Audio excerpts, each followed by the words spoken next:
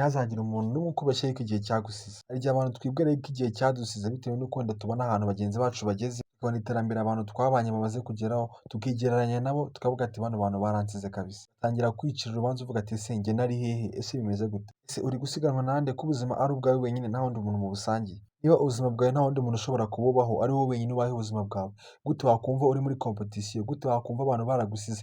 Ni wowe ubuzima ni ubwawe. Ahantu hambere bipfira ni uko dushaka kwigereranya n'abantu. Ndagira ngo nkumenyeshe yuko umuntu wese uri hano kuri iyi si uhereye ku wa mbere kugeza ku wa nyuma, wese Imana yamuremeye impamvu rero runaka yihariye. Twese Imana idufitiye umukoro wihariye yatugeneye. Rero Imana ntabwo yakwibagiwe kandi Imana ikorera ku gihe cyayo ntabwo yakorera ku gihe cyabo. Kandi Bibiliya ivuga yuko Imana ibintu byose bigira byiza mu gihe cyayo. Apana mu gihe wowe ushaka, apana mu gihe njyewe nshaka, ahubwo mu gihe Imana yo ubwayo ishaka. Imana ntabwo ijya ishobora gutinda oya, ahubwo ni twebwe tutihangana ngo dutegereze igihe cyayo. Reka nguhe ingero zo muri Bibiliya. Aburahamu Imana yamusezeranyije umwana afite imyaka 75, ariko yamuboneye ku myaka 100.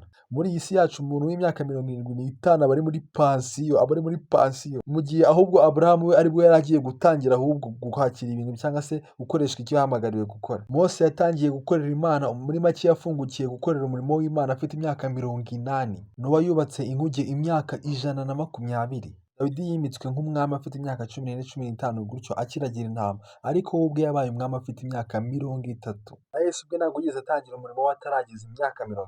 Benshi muri twebwe nta na 25 turagiza cyangwa se 30 iyo ngiyo turageza, ariko dufite ubwoba bw'ubuzima ngo igihe cyaradutaye. Ntuzigere na rimwe ugereranya urugendo rwawe n'urw'abandi. Imana igufitiye urugendo rutandukanye n'urw'abandi kandi igihe cyayo si cyo gihe cyawe. Shalom, shalom.